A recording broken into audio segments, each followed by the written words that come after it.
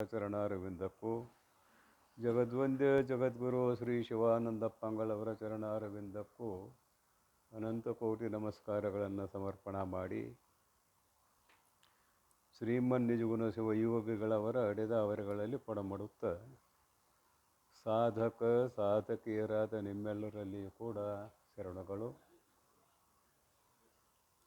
ತನ್ನ ಭಾವವೇ ಕರ್ಮ, ದೈವ ಇತ್ಯಾದಿ ವೇದಗಳಿಗೆ ಕಾರಣ ಅನ್ನುವ ಸೂತ್ರ ಆರಂಭವಾಗಿ ನಿನ್ನೆಯ ಪ್ರವಚನದಲ್ಲಿ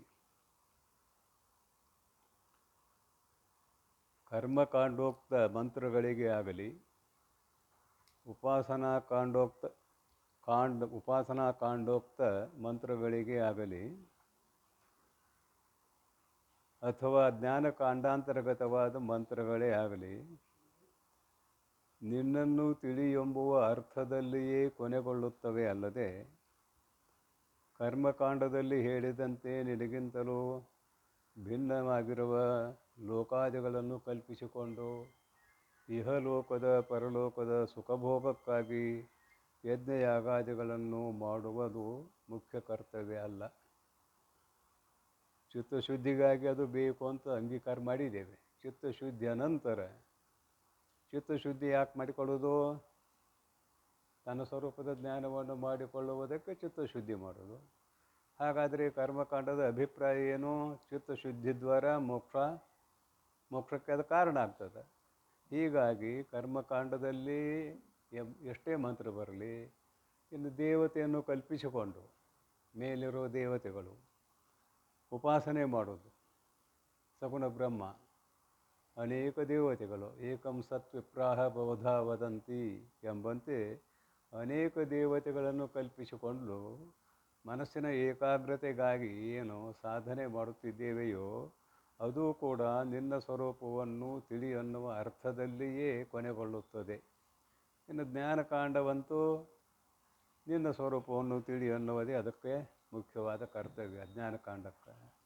ಹೀಗೆ ಉಪನಿಷತ್ತುಗಳಲ್ಲಿ ಬರುವ ಅಥವಾ ವೇದಗಳಲ್ಲಿ ಬರುವ ಕರ್ಮಕಾಂಡ, ಉಪಾಸನಾಕಾಂಡ, ಜ್ಞಾನಕಾಂಡ ಈ ಮೂರು ಕಾಂಡಗಳ ಅಭಿಪ್ರಾಯ ಏನು ಅಂದರೆ ನಿನ್ನನ್ನು ನೀನು ತಿಳಿ ಅನ್ನುವುದೇ ಅಭಿಪ್ರಾಯವಲ್ಲದೆ ಬೇರೆ ಏನು ಅಲ್ಲ ಅಂತ ನಿನ್ನೆಯ ಪ್ರವಚನದವರೆಗೆ ಸಾಗಿ ಬಂದಿರುವ ವಿಚಾರ. ದುರ್ಮತಿ ಬಿಡದೆ ಅನುದಿನದಳು ಮಾಲ್ಪನು ಈ ಕರ್ಮವನು ಆ ಬ್ರಹ್ಮಾರ್ಪಣವೆಂದು ಇಲ್ಲಿವರೆಗೆ ಆಗಿದೆಯಲ್ಲ ನಿನ್ನೆ. ಅದು ಬ್ರಹ್ಮವನ್ನು ತಿಳಿದೇ ಇಲ್ಲ, ತಿಳಿದೇ ಅರ್ಪಣೆ ಮಾಡಿದರೆ ಅದು ಮುಟ್ಟೋದಿಲ್ಲ ಅಂತ ನಿನ್ನೆಯ ಪ್ರವಚನದಲ್ಲಿ ಬಂದಿದೆ. ಈಗ ಮುಂದಿನ ನುಡಿ 4ನೇ ನುಡಿ ನೋಡ್ರಿ. ಅರಿಯೇ ತಾನೇ ಬ್ರಹ್ಮವು ಅರಿಯದೊಡೆ ಅರ್ಪಿಸಲ್ ಅರಿಯನು ಅಂತೂ ಅದರಿಂದೆ ಕರ್ಮವ ತ್ವರೆ ಎಂಬುದು ಅರ್ಥವು ಆ ಶ್ರುತಿಯ ಅಭಿಪ್ರಾಯ ಅಂತ ಆಶ್ರುತಿಯ ಅಂತ ತಿಳಿಸಿದ್ದಾರೆ ಷಷ್ಠಿ ವಿಭಕ್ತಿ. ನೀನು ಅರಿದು ಓರ್ಮೆ ಮರೆಯದಿರು ಎನ್ನಾತ್ಮ ಸುಖವಾರ್ಧಿ. ಎನ್ನಾತ್ಮ ಸುಖವಾರ್ಧಿ ಅಂತ ಸಂಬೋಧನೆ ಇದೆ ಇಲ್ಲಿ. ಯಾರಿಗೆ? ಮೈತ್ರೇಯಿಗೆ. ಎನ್ನಾತ್ಮ ಸುಖವಾರ್ಧಿ ಎಷ್ಟು ಪ್ರೀತಿಯಿಂದ ಹೇಳಿದ್ದಾರೆ ಅಂತ ಕೇಳಿದರೆ ಆ ಪ್ರೀತಿಗೆ ಏನು ಬೇರೆ ಉಪಮಾನ ಕೊಡ್ಲಿಕ್ಕೆ ಬರೋದಿಲ್ಲ. ಯಾಕೆ ಹಾಗೆ ಹೇಳಿದರು ಅಂತ ಕೇಳಿದರೆ, ಮೈತ್ರೇಯಿ ಆತ್ಮತತ್ವವನ್ನು ತಿಳಿದುಕೊಳ್ಳುವುದಕ್ಕಾಗಿಯೇ ಯಾಜ್ಞವಲ್ಕ್ಯರನ್ನು ಲಗ್ನ ಮಾಡಿಕೊಂಡವಳು. ಅವರಲ್ಲಿರುವ ಐಶ್ವರ್ಯವನ್ನು ನೋಡಿ ಲಗ್ನ ಮಾಡಿಕೊಂಡವಳಲ್ಲ, ಅವರಲ್ಲಿರುವ ಬ್ರಹ್ಮನಿಷ್ಠತ್ವವನ್ನು ನೋಡಿ ಲಗ್ನ ಮಾಡಿಕೊಂಡವಳು. ಹೀಗಾಗಿ ಎಂದು ಗಂಡನ ಮನೆಗೆ ಬಂದಿದ್ದಾಳೆಯೋ ಅಂದಿನಿಂದಲೂ ಕೂಡ ಅಧ್ಯಾತ್ಮದಲ್ಲಿ ತನ್ನನ್ನು ತೊಡಗಿಸಿಕೊಂಡವಳಾದ್ದರಿಂದ ಎನ್ನ ಆತ್ಮ ಸುಖವಾರ್ಧಿ ಅಂತ ಸಂಬೋಧನೆ ಮಾಡಿದ್ದಾರೆ ಮೈತ್ರೇಯಿಗೆ. ಅದು ಸಂಬೋಧನಾ ಪ್ರಥಮ, ಬಹಳಷ್ಟು ಪ್ರೀತಿಗೆ ಪಾತ್ರಳಾದವಳು ಅಂತ ಅದರ ಅರ್ಥ. ಇದು ನಿಮಗೂ ಹೊಂದೋದು ಹೇಗಪ್ಪ ಅಂದರೆ ಗುರುಗಳ ಪ್ರೀತಿಯನ್ನು ಮೊದಲು ಸಂಪಾದಿಸಬೇಕು ಅಂತ ಅಭಿಪ್ರಾಯ. ಗುರುಗಳ ಪ್ರೀತಿ ಇಲ್ಲದೆ ಹೋದರೆ ಏನೂ ಲಾಭ ಆಗುವುದಿಲ್ಲ. ಅದಕ್ಕೆ ಆಪ್ತಾಂಗ ಸ್ಥಾನ ಸದ್ಭಾವಾದಿ ಸೇವೆಗಳಿಂದ ಗುರುಗಳನ್ನು ಪ್ರಸನ್ನೀಕರಿಸಿಕೊಳ್ಳುವುದು ಪ್ರತಿಯೊಬ್ಬ ಸಾಧಕನ ಕರ್ತವ್ಯ, ಮುಮುಕ್ಷುವಿನ ಕರ್ತವ್ಯ ಅನ್ನುವುದನ್ನು ಇಲ್ಲಿ ಧ್ವನ್ಯಾರ್ಥವಾಗಿ ಅಂಗೀಕಾರ ಮಾಡಲಿಕ್ಕೆ ನಮಗೆ ಅವಕಾಶ ಇದೆ. ಬರೀತಾರೆ ನೋಡ್ರಿ, ಅರಿಯೇ ಅರಿತದ್ದೇ ಆದರೆ, ಏನು ಅರಿತದ್ದೇ ಆದರೆ? ಬ್ರಹ್ಮವನ್ನು ತಿಳಿದದ್ದೇ ಆದರೆ ತಾನೇ ಬ್ರಹ್ಮವು. ತನ್ನ ಬಿಟ್ಟು ದೇವರಿಲ್ಲ, ಮಣ್ಣು ಬಿಟ್ಟು ಮಡಿಕೆ ಇಲ್ಲ. ಸಹಜವಾಗಿ ವಚನಕಾರರ ಮಾತೊಂದು ನೆನಪು ಮಾಡೋಣ. ತನ್ನ ಬಿಟ್ಟು ದೇವರಿಲ್ಲ, ಮಣ್ಣು ಬಿಟ್ಟು ಮಡಿಕೆ ಇಲ್ಲ. ಇದರಂತೆ ಎಲ್ಲ ಬಂಗಾರ ಬಿಟ್ಟು ಆಭರಣ ಇಲ್ಲ, ನೂಲು ಬಿಟ್ಟು ಬಟ್ಟೆ ಇಲ್ಲ, ಎಲ್ಲಕ್ಕೂ ಹೊಂದಿಸ್ಕೊಂಡು ಬಿಡ್ರಿ, ಮತ್ತೇನಿಲ್ಲ. ತನ್ನ ಬಿಟ್ಟು ದೇವರಿಲ್ಲ, ಮಣ್ಣು ಬಿಟ್ಟು ಮಡಿಕೆ ಇಲ್ಲ. ಮಣ್ಣು ಬಿಟ್ಟು ಮಡಿಕೆ ಇಲ್ಲ ದೃಷ್ಟಾಂತ. ಮುಖ್ಯ ವಿಷಯ ಏನು? ತನ್ನ ಬಿಟ್ಟು ದೇವರಿಲ್ಲ, ಇದು ದಾರ್ಷ್ಟಾಂತ. ಅದನಂತರ ಅರಿಯೇ, ಏನು ಅರಿಯೇ? ಆತ್ಮತತ್ವವನ್ನು ಅರಿತದ್ದೇ ಆದರೆ ತಾನೇ ಬ್ರಹ್ಮ. ಆತ್ಮತತ್ವ ಬೇರೆ ಅಲ್ಲ, ಬ್ರಹ್ಮ ಬೇರೆ ಅಲ್ಲ, ತಾನೇ ಬ್ರಹ್ಮ. ಬೃಹತ್ವಾತ್ ಬ್ರಹ್ಮ ಅಂತ ಸುಮ್ಮನೆ ತಿಳ್ಸಾಕೆ ಹೇಳ್ತೇವೆ. ಬೃಹತ್ವಾತ್ ಅನ್ಬೇಕಾದ್ರೆ ಅದಕ್ಕಿಂತ ಚಿಕ್ಕದೊಂದು ಇರಬೇಕಲ್ಲ. ಅದಕ್ಕಿಂತ ಚಿಕ್ಕದ ಯಾವುದು ಅಂದರೆ ಕಲ್ಪಿತವಾದ ಜಗತ್ತು. ಶಾಸ್ತ್ರ ಯಾವಾಗ ನಡೆದಿದೆ? ಕಲ್ಪಿತವಾದ ಜಗತ್ತು ಇದ್ದಾಗಲೇ ಶಾಸ್ತ್ರ ನಡೆದಿದೆ. ಕಲ್ಪಿತವಾದ ಜಗತ್ತಿಲ್ಲ ಅಂದ್ರೆ ಹೇಳೋರು ಯಾರು, ಕೇಳೋರು ಯಾರು? ಒಬ್ಬನೇ ಒಬ್ಬ ಆತ್ಮ. ಅಲ್ಲಿ ಹೇಳೋರು ಯಾರೂ ಇಲ್ಲ, ಕೇಳೋರು ಯಾರೂ ಇಲ್ಲ. ಕಲ್ಪಿತವಾದ ಜಗತ್ತನ್ನು ಇಟ್ಟುಕೊಂಡಾಗ ಬೃಹತ್ವಾತ್ ಬ್ರಹ್ಮಣತ್ವಾತ್ ಅಂತ ವ್ಯುತ್ಪತ್ತಿ ಬರ್ತಾರೆ. ಆತ್ಮತತ್ವ ಅಥವಾ ಬ್ರಹ್ಮ ಬಹಳ ದೊಡ್ಡದು. ಅರಿಯೇ ತಾನೇ ಬ್ರಹ್ಮವು. ಅರಿಯದೊಡೆ ಒಂದು ವೇಳೆ ಆ ಬ್ರಹ್ಮವನ್ನು ಅರಿಯುತ್ತಿಲ್ಲ ಅಂದರೆ, ಅರಿಯದೊಡೆ ಅರಿಯದೆ ಹೋದರೆ ಅರ್ಪಿಸಲು ಅರಿಯನು. ಅದಕ್ಕೆ ಅರ್ಪಣೆ ಆಗಲಿ ಅಂತ ಹೇಳಕ್ಕೆ ಬರೋದಿಲ್ಲ. ವಸ್ತು ಅರಿತರೆ ಅರ್ಪಣೆ ಆಗಲಿ ಅಂತ ಹೇಳಬೇಕಾಗ್ತದೆ. ವಸ್ತು ಒಂದೇ ಈತನು ಅರಿಯದೆ ಹೋದರೆ ಅರ್ಪಣೆ ಹೇಗೆ ಆಗ್ತದೆ ಅಂದರೆ ಅದು ವ್ಯರ್ಥ ಆಗ್ತದೆ ಅಂತ ಅಭಿಪ್ರಾಯ. ಅರ್ಪಿಸಲು ಅರಿಯನು ಅಂತು. ಹೀಗಿರುವುದರಿಂದ ಅದರಿಂದೇ, ಆದ್ದರಿಂದೇ ಕರ್ಮವ, ಇದು ಷಷ್ಠಿ ವಿಭಕ್ತಿಯೇ, ಕರ್ಮವ ಷಷ್ಠಿ ವಿಭಕ್ತಿ ದ್ವಿತೀಯ ವಿಭಕ್ತಿ ಅರ್ಥವನ್ನು ಕೂಡ ಕೊಡ್ತದೆ. ದ್ವಿತೀಯ ಅರ್ಥದಲ್ಲಿ ಷಷ್ಠಿ ವಿಭಕ್ತಿಯನ್ನು ಅಂಗೀಕಾರ ಮಾಡ್ತೇವೆ. ಕರ್ಮವ, ಕರ್ಮವನ್ನು ತ್ವರೆ ಎಂಬುದು ಅರ್ಥವು. ಕರ್ಮವನ್ನು ಬಿಡು ಅಂತ ಹೇಳುವುದೇ ಮುಖ್ಯವಾದ ಅರ್ಥ.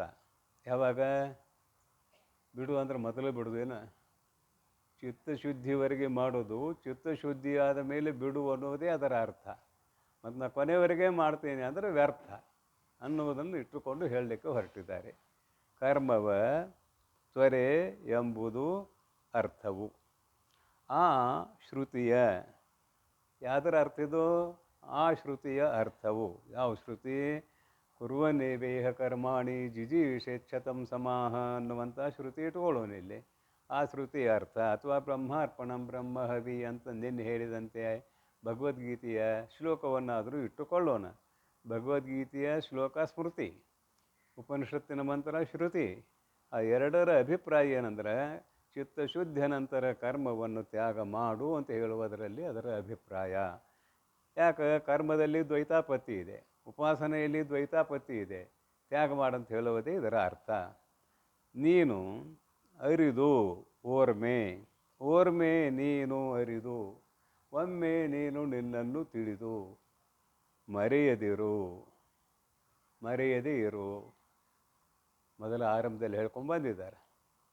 ನೆರೆ ಕೇಳು ಕೇಳುವುದನ್ನು ಅರಿ, ಅರಿದುದನ್ನೊಮ್ಮೆ ಮರೆಯದಿರು. ಗುರು ಕೇಳಿದ ತೆರೆದಳು ತ್ವರೆ ವಿಷಯವನು ನಿರ್ವಿಷಯದಳು ಕರಿಗೊಂಡು ನಿಲೆ ನೀನೇ ಸುಖಿಯಪ್ಪೆ ಅಂತ ಆರಂಭದಲ್ಲೇ ಹೇಳ್ಕೊಂಡು ಬಂದ ಮಾತು.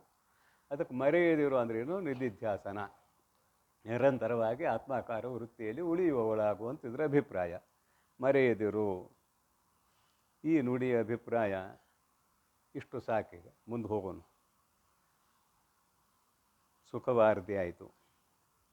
ಅರಿವಿಂದೇ ಕಲ್ಪಿಸಲ್ ಅರಿಯದಿರ್ದೊಡೆ ದೈವವ ಅರಸಿದೊಡೆ ಒಳ ಹೊರಗೆಲ್ಲಿಯೂ ಕುರು ಹಿಡಿಲಿಲ್ಲ. ಆವ ತೆರದಿಂದಲ್ ಅರಿವೊಂದು ಹೊರತಾಗಿ ಮಿಕ್ಕ ತೋರ್ಕೆಗಳು ಉಂಟೆ. ಈ ನುಡಿಯನ್ನು ಸ್ವಲ್ಪ ನೋಡ್ರಿ. ಅರಿವಿಂದೆ ಕಲ್ಪಿಸಲು, ಅರಿಯದಿರ್ದೊಡೆ, ದೈವವ ಅರಸಿದೊಡೆ, ಒಳ ಹೊರಗೆಲ್ಲಿಯೂ ಕುರು ಹಿಡಿಲವು, ಆವತರದಿಂದಲ್ ಅರಿವು ಒಂದು ಹೊರತಾಗಿ ಮಿಕ್ಕ ತೋರಿಕೆಗಳು ಉಂಟೆ. ಪದಚ್ಛೇದ ಆಯಿತು. ಅರಿವು ಅಂದ್ರೆ ಜ್ಞಾನ, ಕನ್ನಡ ಶಬ್ದ. ಅರಿವು ಅಂದರೆ ಜ್ಞಾನ. ಜ್ಞಾನ ಅಂದರೆ ಯಾವುದು ಅಂತ ಕೇಳಿದರೆ, ಆತ್ಮತತ್ವವೇ ಜ್ಞಾನವಲ್ಲದೆ ನುಡಿದದ್ದು ಯಾವುದೂ ಜ್ಞಾನ ಅಂತ ಕರೆಸ್ಕೊಳ್ಳಿಕ್ಕೆ ಯೋಗ್ಯ ಇಲ್ಲ. ಸತ್ಯಂ ಜ್ಞಾನಂ ಅನಂತಂ ಬ್ರಹ್ಮ ಅನ್ನುವ ಉಪನಿಷತ್ತು, ತೈತಿರೀಯ ಉಪನಿಷತ್ತು. ಸತ್ಯಂ ಜ್ಞಾನಂ ಅನಂತಂ ಬ್ರಹ್ಮ ಒಂದು ಹೇಳಿದರೂ ಸಾಕಾಗ್ತಿತ್ತು. ಅಲ್ಲಿ ಸತ್ಯಂ ಬ್ರಹ್ಮ, ಜ್ಞಾನಂ ಬ್ರಹ್ಮ, ಅನಂತಂ ಬ್ರಹ್ಮ ಅಂತ ಬಿಡಿ ಬಿಡಿಯಾಗಿ ಅನ್ವಯ ಮಾಡಬೇಕು. ಮೂರೂ ಕೂಡಿದ್ದು ಬ್ರಹ್ಮ ಅಂತ ಅರ್ಥ ಮಾಡಬಾರ್ದು.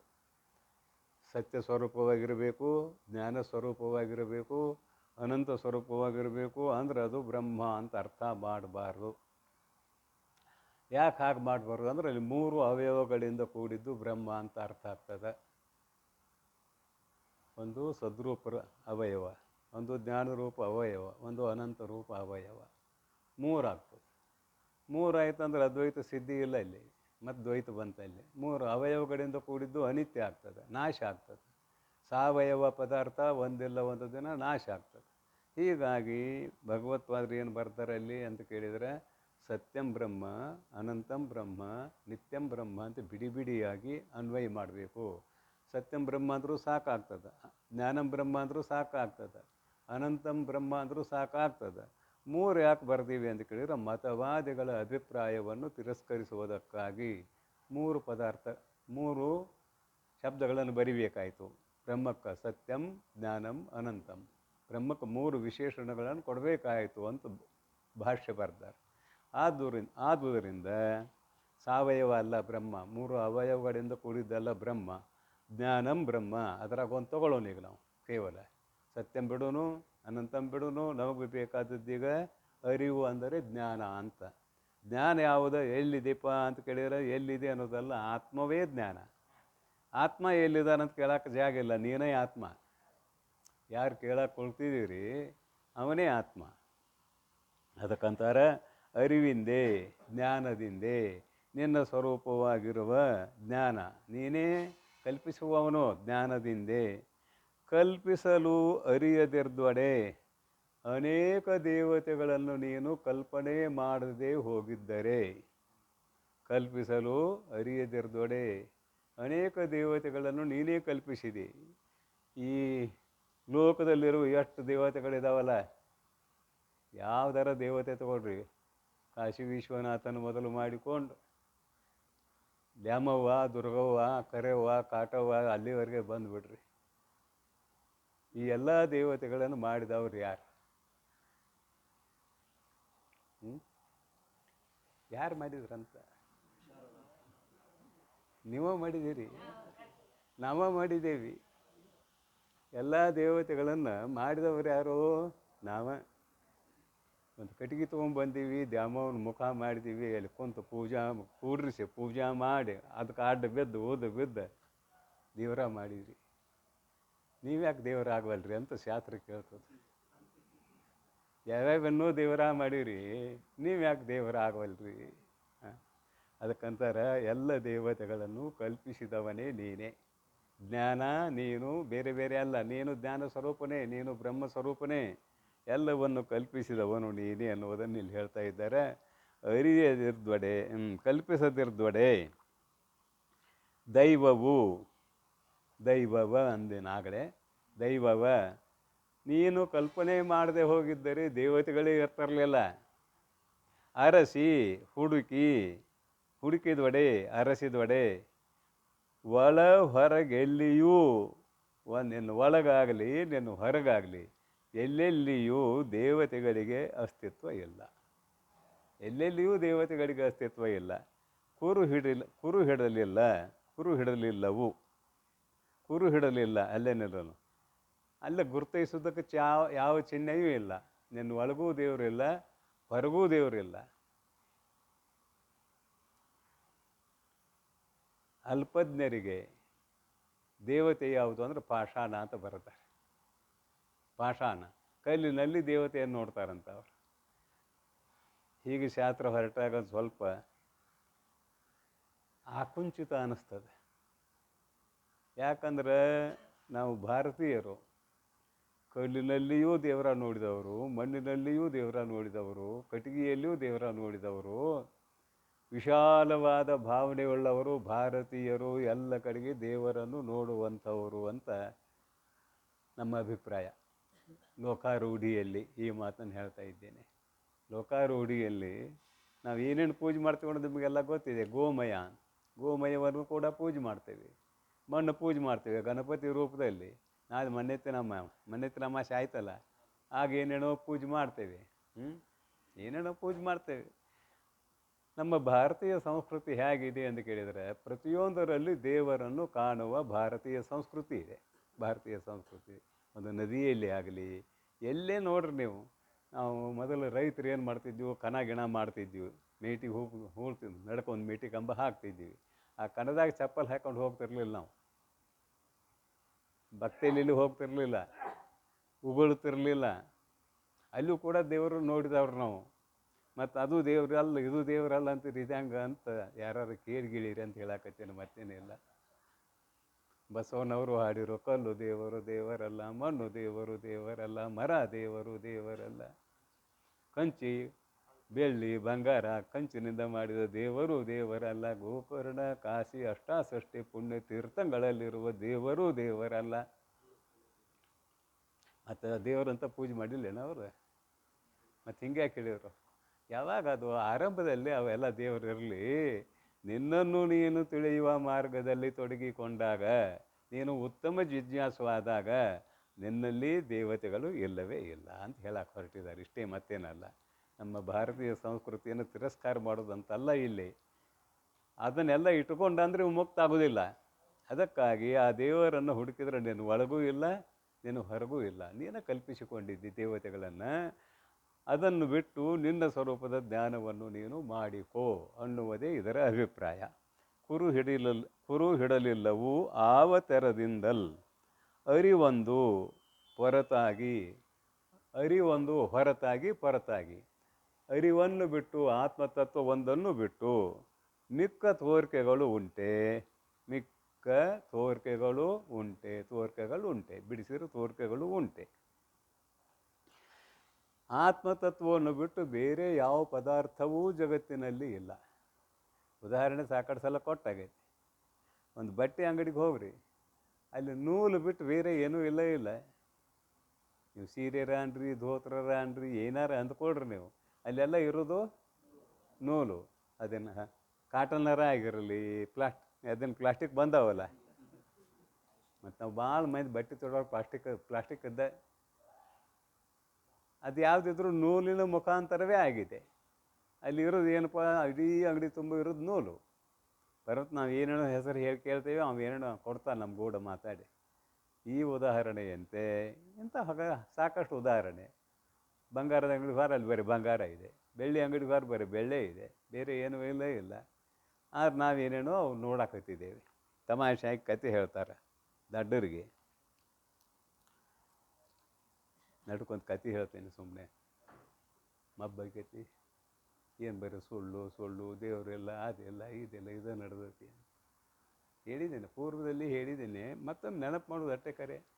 ಹೇಳಿದ್ದು ಹೇಳುವುದು, ಕೇಳಿದ್ದು ಕೇಳುವುದು, ಹೇಳಿದ್ದು ಹೇಳಿ ಸುಖಿಸುವುದು ಶರಣರ ಹೇಳಿಕೆಯೇ ಬೇರೆ ಸರ್ವಜ್ಞ ಅಂತ ಸರ್ವಜ್ಞ ಹಾಡೇ ಬಿಟ್ಟಿದ್ದಾನೆ.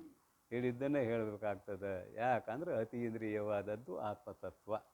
ನಮ್ಮ ನಿಮ್ಮೆಲ್ಲರ ಸ್ವರೂಪವಾಗಿರುವ ಆತ್ಮತತ್ವ ಯಾವ ಇಂದ್ರಿಯಗಳಿಗೂ ವಿಷಯ ಅಲ್ಲ. ರೂಪ ಕಣ್ಣಿಗೆ ವಿಷಯ, ಶಬ್ದ ಕಿವಿಗೆ ವಿಷಯ, ಗಂಧ ಗ್ರಹಣಕ್ಕೆ ವಿಷಯ, ರಸ ನಾಲಿಗೆಗೆ ವಿಷಯ, ಸ್ಪರ್ಶ ತ್ವಗಿಂದ್ರಿಯಕ್ಕೆ ವಿಷಯ. ಈ 5 ಇಂದ್ರಿಯಗಳಿಗೆ ಆತ್ಮ ವಿಷಯ ಏನು ಅಂದ್ರೆ ನಮಗೆ ರೂಪ ಇಲ್ಲ. ನಿಮ್ಮ ಸ್ವರೂಪವಾಗಿರುವ ಜೀವಚೇತನಕ್ಕೆ ಯಾವ ರೂಪಿದೆ ಹೇಳ್ರಿ? ರೂಪಿಲ್ಲ. ಅವನಲ್ಲಿ ರಸ ಇಲ್ಲ. ಆತ್ಮಚೇತನದಲ್ಲಿ ಯಾವ ರಸ ಇಲ್ಲ. ರಸೋ ವೈಸಹ ಅಂತ ಹಾಡಿದೆವು ನಾವು. ಆತ್ಮತತ್ವ ರಸಸ್ವರೂಪ ಅಂತ ಹಾಡಿದವರು ನಾವು, ಅವನಲ್ಲಿ ರಸ ಇಲ್ಲ ಅಂತ ಹೇಳೋರು ನಾವು. ಆರಂಭದಲ್ಲಿ ಎಲ್ಲ ಪದಾರ್ಥಗಳಲ್ಲಿ ತುಂಬಿರುವ ರಸ ಯಾರ್ದು ಅಂದ್ರೆ ಆತ್ಮಂತು. ಆರಂಭದಲ್ಲಿ ಹೇಳೋ ಮಾತಿದು. ಈಗ ಹೇಳ್ತೀವಿ ಅವನು ರಸಸ್ವರೂಪನೂ ಅಲ್ಲ. ಅವನ ಸನ್ನಿಧಾನದಲ್ಲಿಯೇ ಇವು ರಸ ತುಂಬಿಕೊಂಡಿದ್ದಾವ. ಅವನ ಸನ್ನಿಧಾನದಲ್ಲಿ ಅವನು ರಸಸ್ವರೂಪನೂ ಅಲ್ಲ. ಅವಾಗ ರೂಪ ಇಲ್ಲ, ಕಣ್ಣಿಗೆ ವಿಷಯ ಅಲ್ಲ. ಅಶಬ್ದ ಶಬ್ದ ಸ್ವರೂಪ ಅಲ್ಲ, ಕಿವಿಗೆ ವಿಷಯ ಅಲ್ಲ. ಅಗಂಧ ಗ್ರಾಣಕ್ಕೆ ವಿಷಯವಲ್ಲ. ರಸ ಅಲ್ಲ, ನಾಲಿಗೆ ವಿಷಯವಲ್ಲ. ಅದಕ್ಕೆಲ್ಲ ಉಪನಿಷತ್ತಿದೆ. ಅಶಬ್ದಂ ಅಸ್ಪರ್ಶಂ ಅರೂಪಂ ಅರಸಂ ಅಗಂಧಂ ಕಠೋಪನಿಷತ್ತಿನಲ್ಲಿ ಬರುವಂಥ ಮಂತ್ರ ಇದು. ಹೀಗಾಗಿ ನಿಮ್ಮ ಸ್ವರೂಪವಾಗಿರುವ ಜೀವಚೇತನಕ್ಕೆ ಯಾವ ರೂಪ ಇದೆ ಹೇಳ್ರಿ? ಯಾವ ರೂಪವೂ ಇಲ್ಲ. ಉಳಿದ ಯಾವ ರಸಾದಿಗಳೂ ಇಲ್ಲ. ಪಂಚ ವಿಷಯಗಳಷ್ಟೇ ಇರೋದು. ಪಂಚ ವಿಷಯಗಳೂ ಇಲ್ಲ.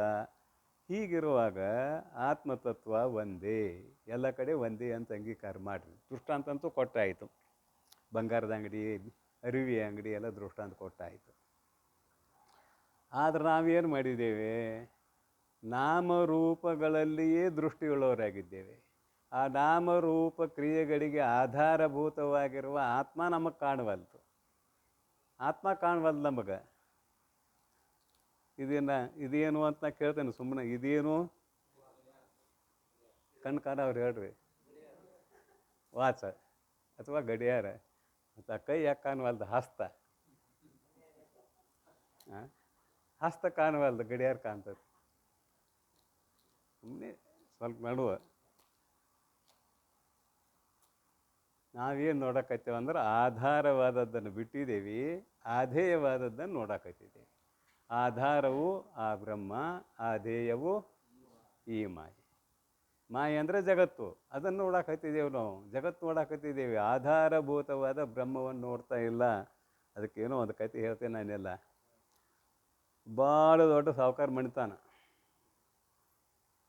ಆ ದುಬೈಕದು ಹೋಗ್ರಿ, ಮಾಧ್ಯಮ ಇಂದು ವಿಸ್ತಾರ ಆಗ್ಯಾವ. ಅವ್ರ ಕಾರ್ ಗಾಡಿ ಕವರ್ ಕೂಡ ಬಂಗಾರಲೇ ಮಾಡ್ಯಾರ. ಕಾರ್ ಗಾಡಿ ಕವರ್ ಬಂಗಾರಲೇ ಮಾಡಿಸ್ಯಾರ. ಅಂದ್ರೆ ಬಂಗಾರ ಎಷ್ಟೈತಿ ಅವ್ರ ದೇಶದಲ್ಲಿ ಅನ್ನೋದು ಗೊತ್ತಾಗ್ತದೆ. ಬಂಗಾರ ಎಷ್ಟೈತಿ ಅವ್ರ ದೇಶದಲ್ಲಿ. ಇನ್ನೂ ನಿಕೃಷ್ಟವಾಗಿ ಹೇಳೋದಾದ್ರೆ ಕೈ ತೊಳಿ ಬೇಸನ್ ಬಂಗಾರದವು ಮಾಡ್ಯಾರ. ಮುಂದಿನ ಬ್ಯಾಡ್ ಬಿಟ್ರಿ ಹೋಗಲಿ. ನಿಮಗೂ ಮಾಧ್ಯಮದಾಗ ನೋಡಿರ್ಬೋದು. ಅದನ್ನೇನು ಹೇಳೋದಿಲ್ಲ ನಾನು. ಯಾವುದೋ ಒಂದು ಕಾಲದಲ್ಲಿ ಶ್ರೀಮಂತ ಭಾಳ ಗಳಿಸಿದ್ದ. ಮುಂದೆ ಏನಾಯಿತು ಒಂದು ಕೈ ಅವನ ತಲೆಮಾರು ಆದಮೇಲೆ ಮಕ್ಕಳು ಹೋದ್ರು, ಮೊಮ್ಮಕ್ಕಳು ಹೋದ್ರು, ಮರಿ ಮಕ್ಕಳು ಬಂದರು. ಅಷ್ಟೊತ್ತಿಗೆ ಬಡತನ ಬಂದು. ಅವನ ಮನೆಯಾಗ ಅಂಥ ದೇವರಿದ್ದು ಅಂತ ಕೇಳಿದ್ರೆ ದತ್ತಾತ್ರೇಯನ ಭಕ್ತ ಅವನು. ದತ್ತಾತ್ರೇಯ ಅಂದ್ರೆ ಮೂರು ಮುಖದ ದೇವರ ನೋಡಿದಿರಲ್ಲ. ದತ್ತಾತ್ರೇಯನ ಭಕ್ತ. ದತ್ತಾತ್ರೇಯ ಎಲ್ಲಿದಾನ ಅಲ್ಲಿ ಆಕಳು ಇರ್ತದೆ. ದತ್ತಾತ್ರೇಯನ ಮೂರ್ತಿ ಎಲ್ಲಿದೆ ಅಲ್ಲಿ 4 ನಾಯಿ ಇರ್ತಾವೆ. ಫೋಟೋ ನೋಡಿರ್ಬೋದು, ನೋಡ್ದೇನೂ ಇರ್ಬೋದು. ಕತೆ ಅಂತೂ ಹೇಳಕತ್ತಿ.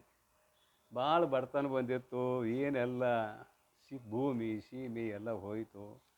ಎಲ್ಲ ಹೋದ ಮೇಲೆ ಯಾವುದಕ್ಕೆ ನಾವು ಮಾರಾಟ ಮಾಡಲಿಕ್ಕೆ ಮನಸ್ಸು ಮಾಡ್ತೇವೆ ಅಥವಾ ಯಾವುದನ್ನು ಮಾರಾಟ ಮಾಡಲಿಕ್ಕೆ ಮನಸ್ಸು ಮಾಡ್ತೇವೆ ಅಂದ್ರೆ ದೇವರಿಗೆ ಕೈ ಹಚ್ತೇವೆ ಮೊದಲು. ಯಾಕೆ? ಆ ಬೆಳ್ಳಿ ದೇವರ ಬಂಗಾರ ದೇವರ ಇದ್ರೆ 4 ದುಡ್ಡು ಬರ್ತಾವೆ. ಮತ್ತು ಕಟ್ಗೆ ಕಲ್ಲ ಇದ್ರೆ ಏನು ಬರ್ತಾವೆ? 4 ದುಡ್ಡು ಬರೋದಿಲ್ಲ. ಆ ದತ್ತಾತ್ರೇಯನ ಮೂರ್ತಿ, ನಾಯಿ ಮೂರ್ತಿ ಮತ್ತು ಆಕಳ ಮೂರ್ತಿ ಬಂಗಾರದು ಇದ್ದು.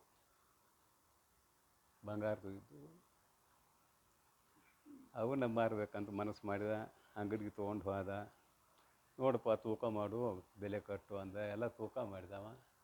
ಎಲ್ಲ ಒಂದೊಂದು ತೊಲಿ ಇದ್ದು, ಬಾಳೆನಿರಲಿಲ್ಲ. ಎಲ್ಲ ಒಂದೊಂದು ತೊಲಿ ಇದ್ದು. ಸಣ್ಣ ದೇವ್ರ ಬಂಗಾರದು. ಅವ 3ಕ್ಕೂ ಬೆಲೆ ಕಟ್ಟಿದಾಗ ಆಗೆಷ್ಟು ಬೆಲೆ ಇತ್ತಪ್ಪ? ನಾ ಕತೆ ಹೇಳ್ತೇನಲ್ಲ. 20,000 ಬೆಲೆ ಇತ್ತು ಬಂಗಾರಕ್ಕೆ ಒಂದು ತೊಲಕ್ಕೆ. ಈಗಲ್ಲ, ಈಗ 1 ಲಕ್ಷ ಆಗೈತಿ. 20,000 ಬೆಲೆ ಇತ್ತು. ನೋಡಪ್ಪ 60,000 ಬೆಲೆ ಅಂತ. ಯಾವ್ಯಾವ್ದಕ್ಕೆ ಕೆಟ್ಟ ಬೆಲೆ ಕಟ್ಟಿದೆ ನೀವು? ದತ್ತಾತ್ರೇಯಿಗೂ 20,000, ಆಕಳಿಗೂ 20,000, ನಾಯಿಗೂ 20,000.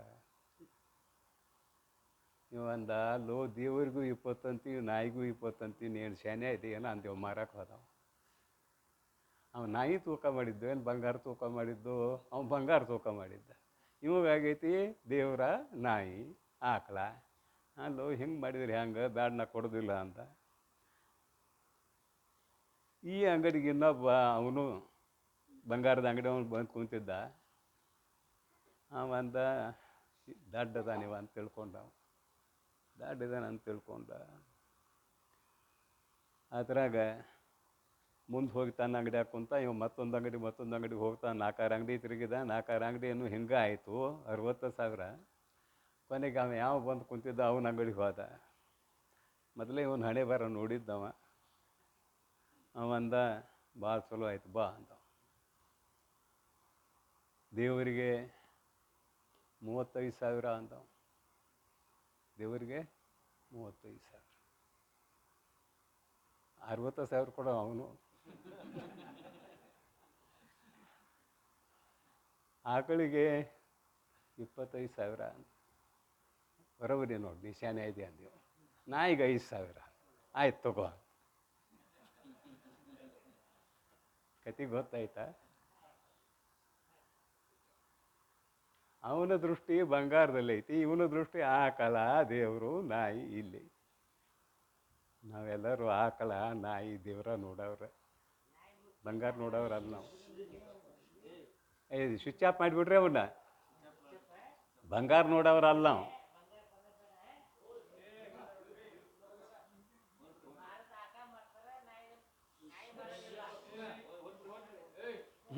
ಓದ್ಸತ್ತಿಲ್ಲ ಏ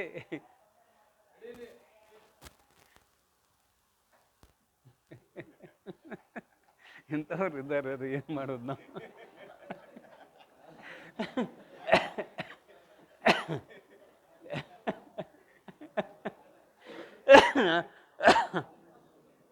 ಇಲ್ಲ, ಮುಖ್ಯವಾಗಿ ಬೇಕಾದದ್ದೇನು?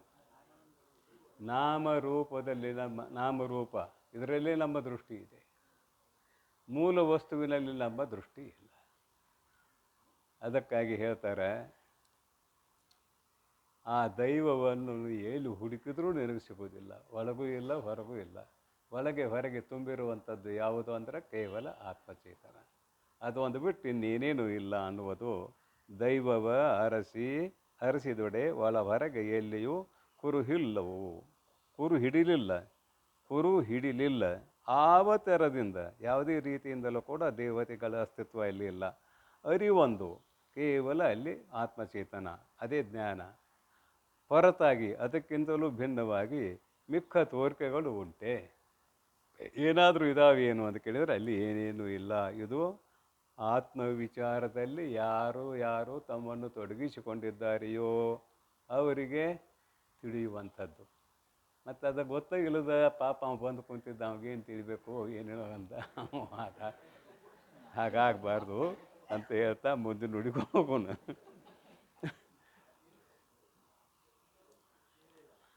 ಅದರಿಂದೇ ದೈವವು ಆನೆಂಬುದೇ ಶ್ರುತಿಸಿದ್ಧವು. ಇದನ್ನು ಉರಿ ನಂಬಿದ ಪುರುಷರಿಗೆ ಸತ್ ಅಮಲ ಸದಮಲ ಮುಕ್ತಿಯು ಅಪ್ಪುದು. ಬೇರೆ ದೈವವೆಂಬುದು ದಿಟಕೆ ಇಲ್ಲ. ಅದು ದಿಟಕೆ ಇಲ್ಲಿದು ಬಿದ್ದತಿ, ದಿಟಕೆ ಇಲ್ಲ. ಇದು ನಾವು ಪದಚ್ಛೇದಂಗೆ ಮಾಡಬೇಕಾಗೈತಿ. ದಿಟಕೆ ಇಲ್ಲ, ಇದು ಪರಮಾರ್ಥ. ಅಲ್ಲಿ ಸ್ವರಲೋಪ ಸಂಧಿ ಅಂತ ಒಂದು ತೊಗೊಂಡು ಏನು ಮಾಡ್ತೇವೆ ಅಂದರೆ ದಿಟಕೆ ಇಲ್ಲ, ಇದು ಪರಮಾರ್ಥ. ನೋಡ್ರಿ, ಅದರಿಂದೇ ಅಂದರೆ ಏನು? ಹಿಂದಿನ ನುಡಿಯಲ್ಲಿ ಹೇಳಿದರು, ಆತ್ಮತತ್ವವನ್ನು ಬಿಟ್ಟು ಇನ್ನು ಉಳಿದದ್ದು ಏನೂ ಇಲ್ಲದೆ ಇರುವುದರಿಂದೇ, ಕೇವಲ ಆತ್ಮತತ್ವವು ಒಂದೇ ಇರುವುದರಿಂದೇ ದೈವವು ಆನೆಂಬುದೇ, ದೈವ ಅಂದರೆ ಇಲ್ಲಿ ಆತ್ಮತತ್ವವೇ, ದೈವವು ಆನೆಂಬುದೇ ಶ್ರುತಿಸಿದ್ಧ. ಆ ದೈವ ಅಂದ್ರೇನು? ಆತ್ಮಚೇತನ. ಅಥವಾ ಆತ್ಮವೇ ನಿನಗೆ ದೇವರಂತೆ ಕಂಡಿದ್ದೆ ಅಂತ ಇಟ್ಕೋಬೇಕಾದ್ರೆ ಒಂದು ಮಾತು, ಆದರೆ ಅದು ಹೊಂದುವಂಥದ್ದಲ್ಲ. ಆತ್ಮಚೇತನವೇ ಇಲ್ಲಿ ದೈವ, ದೈವವೇ ಆತ್ಮಚೇತನ. ಇದು ಶ್ರುತಿ ಶುದ್ಧ, ಶ್ರುತಿ ಶುದ್ಧವು. ಇದನ್ನು ಉರೇ ನಂಬು. ಇದು ಭಾಳ ಮುಖ್ಯ. ಶ್ರದ್ಧೆ ಇಲ್ಲ ಅಂದರೆ ಏನೂ ಫಲ ಸಿಗುವುದಿಲ್ಲ. ಶ್ರದ್ಧಾವಾನ್ ಲಭತೆ ಜ್ಞಾನಂ ಅಂತೂ ಗೀತೆ. ಶ್ರದ್ಧತ್ವ ಸೌಮ್ಯ ಅಂತ ಛಾಂದೋಗ್ಯದಲ್ಲಿ ಗುರುಗಳು ಶಿಷ್ಯನಿಗೆ ಹೇಳಿದರು. ಯಾಕೆ ಹಿಂಗೆ ಶ್ರದ್ಧೆಯ ಅವಶ್ಯಕತೆ ಇದೆ ಅಂದರೆ, ನಮ್ಮ ಆತ್ಮತತ್ವವನ್ನು ನಾವು ಎದುರಿಗಿಟ್ಟು ಎಂದೂ ನೋಡಲಾರೆವು. ನಮ್ಮ ಸ್ವರೂಪವನ್ನು ನಾವು ಎದುರಿಗೆ ಇಟ್ಟು ಎಂದೂ ತಿಳಿಯಲಾರೆವು. ನೋಡುವುದಷ್ಟೇ ಬಿಡ್ರಿ, ತಿಳಿಯಲಾರೆವು. ಎದುರಿಗಿಟ್ಟು ತಿಳಿಯಲಾರೆವು. ಮತ್ತೊಂದು ತಿಳಿಯುವುದು ಹೇಗೆ ಅಂದರೆ ಅನುಭವದಿಂದ ಮಾತ್ರ ತಿಳಿಯುವುದು. ಅನುಭವಗಮ್ಯ, ಕೇವಲ ಅನುಭವಕ್ಕೆ ಮಾತ್ರ ವೇದ್ಯ ಅದ. ಅಲ್ಲಿ ಕೊನೆಯ ಪ್ರಮಾಣ ಏನು ಆತ್ಮನನ್ನು ತಿಳಿಯುವುದಕ್ಕಂದ್ರೆ ಈ ಹೊರಗಿನ 6 ಪ್ರಮಾಣಗಳಲ್ಲ. ಪ್ರತ್ಯಕ್ಷ, ಅನುಮಾನ, ಉಪಮಾನ, ಶಬ್ದ, ಅರ್ಥಾಪತ್ತಿ, ಅನುಪಲಬ್ಧಿ, ಈ 6 ಪ್ರಮಾಣಗಳಲ್ಲ. ನಿನ್ನನ್ನು ನೀನು ತಿಳಿಯುವುದಕ್ಕೆ ಕೊನೆಯ ಪ್ರಮಾಣ ಯಾವುದು ಅಂದರೆ ನಿನ್ನ ಅನುಭವ. ಸ್ವಾನುಭೂತೇ ಕಮಾನಾಯ ಅಂತ ಹೇಳ್ತಾರೆ. ಸ್ವಾನುಭೂತೇ ಕಮಾನಾಯ, ನಿನ್ನ ಅನುಭವದಿಂದಲೇ ನೀನು ನಿನ್ನನ್ನು ಅರಿಯಬೇಕು. ಅನುಭವದಿಂದ, ಇಂದ್ರಿಯಗಳಿಂದ ಅಲ್ಲ, ಮನಬುದ್ಧಿಯಾದಿಗಳಿಂದ ಅಲ್ಲ, ಯಾವುಗಳಿಂದಲೂ ಅಲ್ಲ, ಅನುಭವದಿಂದ. ಅನುಭವ ಅಂದ್ರೆ ಏನು? ಸಾಕಷ್ಟು ಸಲ ಕೇಳಿದ್ದೀರಿ. ಅನುಭವ ಅಂದ್ರೆ ಏನು? ರುಚಿಯ ಅನುಭವ. ಯಾವುದೋ ಒಂದು ಪದಾರ್ಥದ ರುಚಿಯ ಅನುಭವ ಬರ್ತದಲ್ಲ, ಅದನ್ನು ವಿವರಣೆ ಮಾಡೋಕ್ಕೆ ಬರ್ತದೆ ಏನಂತ ಕೇಳಿದ್ರೆ ಮಾಡೋಕ್ಕೆ ಬರೋದಿಲ್ಲ. ಇನ್ನು ಆತ್ಮಾನುಭವ ವಿವರಣೆ ಮಾಡಲಿಕ್ಕೆ ಆಗೋದಿಲ್ಲ. ಆದುದರಿಂದ ಇಂದ್ರಿಯಗಳಿಗೆ ವಿಷಯವಲ್ಲದ ನಿನ್ನ ಆತ್ಮಸ್ವರೂಪವು ನಿನ್ನ ಅನುಭವಕ್ಕೆ ಮಾತ್ರ ವೇದ್ಯವಲ್ಲದೆ ಇನ್ನೊಂದರಿಂದ ವೇದ್ಯವಲ್ಲ. ಇದನ್ನು ದೃಢವಾಗಿ ನಂಬು. ಇಲ್ಲಿ ಶ್ರದ್ಧೆ ಭಾಳ ಮುಖ್ಯ. ನೀನು ಅಖಂಡ ಚೇತನ, ನಿನಗೆ ಜನ್ಮವಿಲ್ಲ, ಮರಣವಿಲ್ಲ. ಎರಡೂ ಇಲ್ಲ ಅಂದರೆ ಮಧ್ಯದಲ್ಲಿರ್ತಕ್ಕಂಥವುಗಳು ಕೂಡ ಇಲ್ಲ. ವರ್ಧತೆ, ಪರಿಣಮತೆ, ಅಪಕ್ಷೀಯತೆ ಅನ್ನುವಂಥವು ಅವು 4 ಇಲ್ಲ. ಬೆಳೀತದೆ, ಪರಿಣಾಮ ಹೊಂದದ, ಸವಿತದೆ, ಒಂದಿನ ಇಲ್ಲಂಗೆ ಆಗ್ತದೆ. ಅವ್ಯಾವೂ ನಿನ್ನ ಸ್ವರೂಪದಲ್ಲಿ ಇಲ್ಲ. ಇದು ನಂಬು. ನಂಬಿದ ಪುರುಷರಿಗೆ, ಇದನ್ನು ನಂಬಿದ ಪುರುಷರಿಗೆ. ಪುರುಷರಂದ್ರೆ ಯಾರು? ಹೆಣ್ಮಕ್ಳು, ಗಂಡು ಮಕ್ಕಳು ಎಲ್ಲ ಕೂಡೇ ಪುರುಷರು. ಮತ್ತು ವಿಚಾರ ಚಂದ್ರೋದಯ ಓದಿದ್ದೀರಿ. ಪುರುಷ ಶಬ್ದಕ್ಕೆ ಅರ್ಥ ಏನು? ಪುರುಷಯೇತಿ ಇತಿ ಪುರುಷ. ಜೀವಾತ್ಮ. ಇಲ್ಲಿ ಶಾಸ್ತ್ರ ಕೇಳವ ಯಾರು? ಜೀವಾತ್ಮ. ಹೆಣ್ಮಕ್ಕಳ ಶರೀರದಲ್ಲಿಯೂ ಜೀವಾತ್ಮ ಇದ್ದಾನೆ, ಗಂಡು ಮಕ್ಕಳ ಶರೀರದಲ್ಲಿಯೂ ಜೀವಾತ್ಮ ಇದ್ದಾನೆ. ಆದರೆ ಈ ಸ್ಥೂಲ ಶರೀರ ಇಟ್ಕೊಂಡು ಶಾಸ್ತ್ರ ಇಲ್ಲ. ಒಳಗಿರುವುದನ್ನು ಇಟ್ಕೊಂಡು ಶಾಸ್ತ್ರ, ಜೀವಾತ್ಮನನ್ನು ಇಟ್ಟುಕೊಂಡು ಶಾಸ್ತ್ರ. ಆರಂಭದಲ್ಲಿ ಹೇಳಿ ಆಗೈತಿ, ಜೀವಭಾವದಿಂದ ಬಂದು ಕುಳಿತು ಕೇಳಬೇಕು. ಗುರುಗಳನ್ನು ಪರಮಾತ್ಮನ ಎಂಬ ಭಾವದಿಂದ ನೋಡಬೇಕು ಹೇಳಿ ಆಗೈತಿ. ಅದನ್ನು ಮರಿಬೇಡ್ರಿ. ಹಂಗಾರೆ ಇಲ್ಲಿ ಪುರುಷರಿಗೆ ಅಂದ್ರೆ ಎಲ್ಲರಿಗೂ ಅಂತ ಅರ್ಥ. ಎಲ್ಲರ ಶರೀರದಲ್ಲಿರುವಂಥ ಜೀವಾತ್ಮರುಗಳಿಗೆ. ಸದಮಳ, ಸತ್, ಇಲ್ಲಿ ಭಾಳ ಚಂದ ಬರೆದಾರೆ. ಸತ್ ತಕಾರ ಅರ್ಧ, ಅಲ್ಲಿ ಅಮಳ ಅಂತ ಮುಂದೆ ಶಬ್ದ ಇದೆ. ಜಸ್ತು ಸಂಧಿಯಾಗಿ ಸದಮಳ ಅಂತ ಆಗ್ತದೆ. ಅದು ಸುಮ್ಮನೆ ಕಿವಿ ಮೇಲೆ ಹಾಕಿದ್ದಷ್ಟೇ, ಜಸ್ತು ಸಂಧಿ ಅಂತ. ಸತ್ ತಕಾರ ಹೋಗಿ ದಕಾರ ಆಗ್ತದೆ. ಸದ್ ಅಮಳ, ಸದಮಳ. ಸತ್ ಚಿತ್ ಇಷ್ಟೇ ಹೇಳ್ಬೇಕಂತಾರೆ ಒಂದು ಕಡೆ ಭಗವತ್ಪಾದರು. ಸತ್ ಚಿತ್ ಇಷ್ಟೇ ಹೇಳಿದರೆ ಅಖಂಡ ಚೇತನ ಅಂತ ಅರ್ಥ ಆಗ್ತದಂತಾರೆ. ಇಲ್ಲಿ ಸದಮಳ ಅನ್ನೋದಕ್ಕೆ ಸದ್ರೂಪವಾದ, ತ್ರಿಕಾಲಾಬಾಧಿತವಾದ, ಜ್ಞಾನ ಅಜ್ಞಾನಾದಿಗಳಿಂದ ಬಾಧಿಸಿಕೊಳ್ಳದ, ಜ್ಞಾನದಿಂದಲೂ ಬಾಧ ಹೊಂದೋದಿಲ್ಲ, ಅಜ್ಞಾನದಿಂದಲೂ ಬಾಧ ಹೊಂದೋದಿಲ್ಲ. ಸತ್ ಅನ್ನೋದು ಜ್ಞಾನ ಅಜ್ಞಾನಗಳಿಂದ ಬಾಧಿಸಿಕೊಳ್ಳಲಾರದ. ಆಮೇಲೆ ಅಮಳ, ಅಲ್ಲಿ ಕಳಂಕ ಏನೂ ಇಲ್ಲ. ಮಾಯಾ ಅನ್ನುವ ಕಳಂಕಲ್ಲಿ ಏನೂ ಇಲ್ಲ. ಯಾಕಂದ್ರೆ ಮಾಯೆಯನ್ನು ಅಂಗೀಕಾರ ಮಾಡಿದ್ದೇವೆ ಜಗದುತ್ಪತ್ತಿ ಹೇಳುವಾಗ. ಹಾಗಾದರೆ ಮಾಯೆ ಆತ್ಮನಲ್ಲಿ ಇದೆ ಏನು ಅಂತ ಕೇಳಿದರೆ ಇಲ್ಲ, ಅಕಳಂಕ. ಆಕಾಶದಲ್ಲಿ ನಾವೆಲ್ಲ ಇದ್ದೇವೆ. ಆಕಾಶಕ್ಕೂ ನಮಗೂ ಸಂಬಂಧತೆನ ಶರೀರ ದೃಷ್ಟಿಯಿಂದ. ಆಕಾಶಕ್ಕೂ ನಮ್ಮ ಶರೀರಕ್ಕೂ ಏನಾರ ಸಂಬಂಧ ಆಗೈತೆ ಅನ್ನೋದ್ರೆ ಆಗಿಲ್ಲ. ಹಾಗೆ ಮಾಯೆ ಆತ್ಮನಲ್ಲಿ ಆರೋಪಿಸಲ್ಪಟ್ಟಾಗಲೂ ಕೂಡ ಆತ್ಮತತ್ವಕ್ಕೂ ಮಾಯೆಗೂ ಸಂಬಂಧವೂ ಇಲ್ಲವೇ ಇಲ್ಲ. ಆದುದರಿಂದ ಅಮಲ, ಅಮಳ, ಸದಮಳ. ಮುಕ್ತಿಯಪ್ಪದು. ಮುಕ್ತಿ ಅಂದರೆ ಸ್ವಸ್ವರೂಪ ಅವಸ್ಥಿತಿ. ಮುಕ್ತಿ ಇತ್ಯಭಿಧೀಯತೆ. ಮುಕ್ತಿ ಅಂದರೆ ಬಿಡುಗಡೆ ಅನ್ನೋದು ಮೇಲೆಲ್ಲ ಹೊಡೆದು ಹಾಕಾಗೈತಿ. ಮುಕ್ತಿ ಅಂದ್ರೆ ಏನು? ತನ್ನ ಸ್ವರೂಪದಲ್ಲಿ ತಾನೇ ಉಳಿದುಕೊಳ್ಳುವುದು, ಮತ್ತೇನಿಲ್ಲ. ಸ್ವಸ್ವರೂಪಾನುಸಂಧಾನಂ ಭಕ್ತಿರಿತ್ಯಭಿಧೀಯತೆ. ಸ್ವಸ್ವರೂಪ ಅವಸ್ಥಿತಿ ಮುಕ್ತಿರಿತ್ಯಭಿಧೀಯತೆ. ಎರಡೂ ಒಂದೇ ಇದೆ ಅಲ್ಲಿ. ಸ್ವರೂಪಾನುಸಂಧಾನ ಮಾಡುವುದು ಭಕ್ತಿ, ಸ್ವರೂಪ ಅವಸ್ಥಿತಿಯಲ್ಲಿ ಉಳಿಯುವುದು ಮುಕ್ತಿ. ಮುಕ್ತಿಯೂ ಅಪ್ಪುದು. ಬೇರೆ ದೈವವೆಂಬುದು ದಿಟಕೆ ಇಲ್ಲ. ಬೇರೆ ದೈವವೆಂಬುದು ದಿಟಕೆ ದಿ ಮಹಾಪ್ರಾಣ ಇಲ್ಲ, ಅಲ್ಪ ಪ್ರಾಣತೆ. ಮಹಾಪ್ರಾಣ ಬಿದ್ದವ್ರು ತಿದ್ಕೊಳ್ರಿ. ದೈವವೆಂಬುದು ದಿಟಕೆ ಇಲ್ಲ. ಇದು ಪರಮಾರ್ಥ, ಇದು ಯಥಾರ್ಥವಾದದ್ದು. ಇದು ಪರಮಾರ್ಥ ಅಂದರೆ ಇದು ಯಥಾರ್ಥವಾದದ್ದು. ಇದರಿಂದ ಒಟ್ಟು ಏನಾಯಿತು, ಒಟ್ಟು ಅರ್ಥ ಏನಾಯಿತು? ಇಲ್ಲಿ ಕರ್ಮಕಾಂಡ, ಉಪಾಸನಾಕಾಂಡ, ಜ್ಞಾನಕಾಂಡ ಏನು ವೇದದಲ್ಲಿ ಇದ್ದಾವಲ್ಲ, ಅವು ಮೂರೂ ಆತ್ಮನನ್ನು ತಿಳಿಯುವುದಕ್ಕೆ ಬೇಕಾಗಿರುವ ಸಾಧನಗಳು ಅಂತ ಆರಂಭದಲ್ಲಿ ಹೇಳ್ತೇವೆ. ಕರ್ಮ ಮತ್ತು ಉಪಾಸನೆಗಳು ಚಿತ್ತಶುದ್ಧಿಗೆ ಕಾರಣ ಆಗ್ತಾವೆ. ಜ್ಞಾನ ಏನು ಮಾಡ್ತದೆ ಅನ್ನೋದು ಅಜ್ಞಾನವನ್ನು ನಿವಾರಣೆ ಮಾಡಲಿಕ್ಕೆ ಕಾರಣ ಆಗ್ತದೆ. ಆತ್ಮನನ್ನು ಅದು ಎದುರಿಟ್ಟು ತಿಳಿಸಲಾರದು. ಜ್ಞಾನ ಆತ್ಮನನ್ನು ನಿನ್ನ ಎದುರಿಗೆ ತಂದ ಇಟ್ಟು ತಿಳಿಸಲಾರದು. ಅದಕ್ಕಾಗಿ ಜ್ಞಾನಕಾಂಡವೂ ಕೂಡ ಆತ್ಮತತ್ವಕ್ಕೆ ಸಂಬಂಧಪಟ್ಟದ್ದಲ್ಲ. ಅನಾತ್ಮವನ್ನು ನೀತಿಗಳಿತದ, ತಾನೂ ಹೋಗ್ತದೆ. ಜ್ಞಾನ ಯಾವ ಜ್ಞಾನ? ಕರಣಾತ್ಮಕ ಜ್ಞಾನ, ಶಾಸ್ತ್ರಜನ್ಯ ಜ್ಞಾನ.